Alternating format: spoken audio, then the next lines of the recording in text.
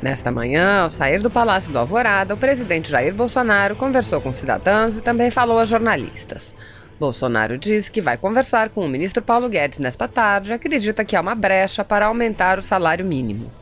Bolsonaro disse que a economia está se recuperando, mas se pararmos as reformas, podemos perder o que conseguimos até agora. O presidente afirmou que o Congresso está muito consciente da necessidade das reformas tributária e administrativa e que, se o governo enviar uma boa proposta, há chances de aprová-la sem muito atrito.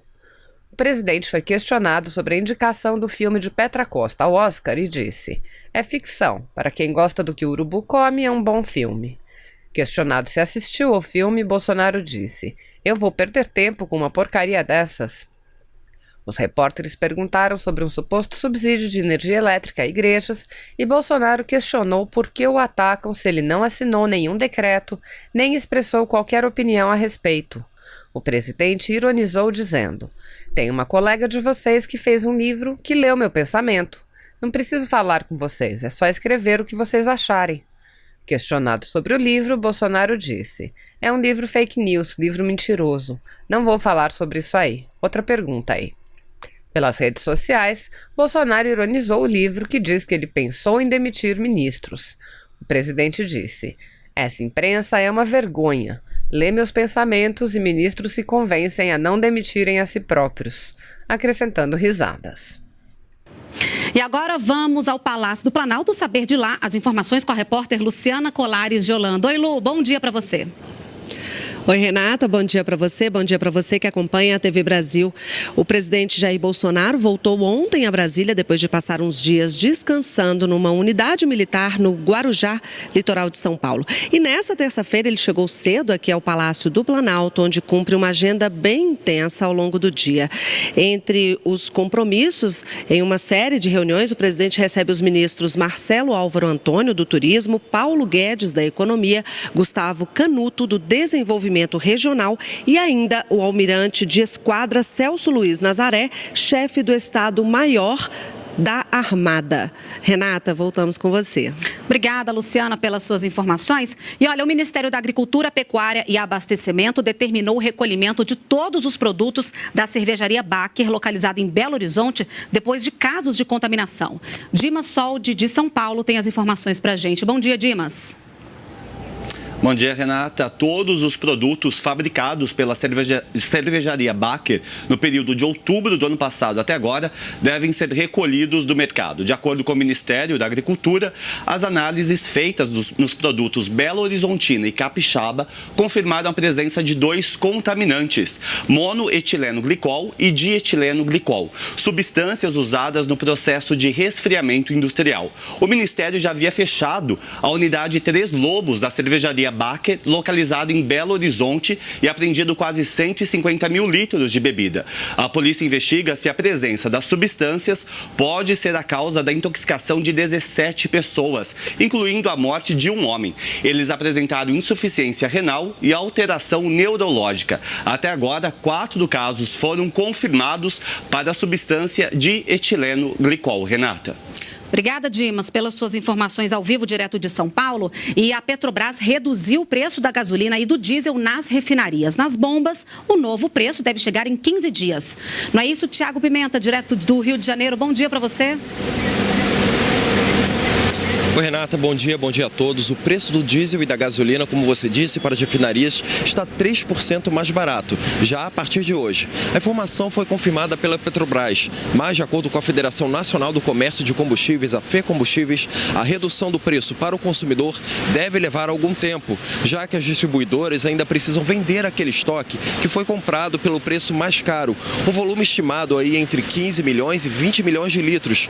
A diminuição do preço deve chegar às bombas num prazo aproximado de 15 dias, segundo a prospecção da própria FECombustíveis. De acordo com os especialistas, essa redução já era esperada depois da alta recente no mercado internacional de petróleo, por causa do início da tensão entre os Estados Unidos e o Irã. Como o preço no mercado estrangeiro caiu, os valores praticados pela Petrobras também acompanharam esse movimento.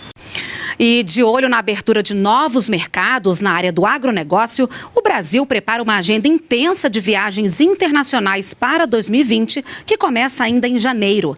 Em entrevista exclusiva à TV Brasil, a ministra da Agricultura, Tereza Cristina, detalhou esse cronograma e também comentou os números recordes da safra agrícola. A produção de grãos brasileira pode alcançar novo recorde.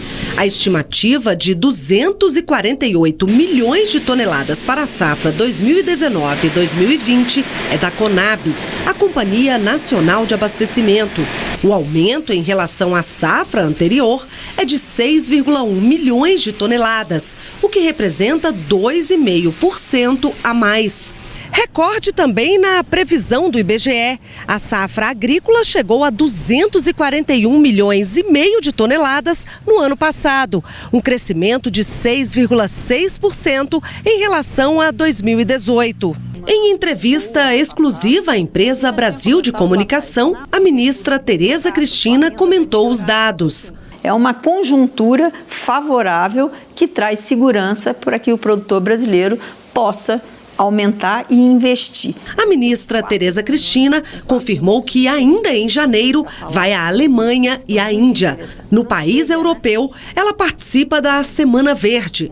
O evento vai reunir 80 ministros da agricultura de todo o mundo. Vai ser um momento muito bom de saber o que os outros países pensam, o que eles vão fazer e, enfim, o Brasil mostrar o seu potencial e o que é que nós podemos agregar para o mundo em termos de abastecimento. Na Índia, um mercado ainda desconhecido, segundo a ministra, assuntos como bioenergia e venda de carne de aves são os destaques da pauta.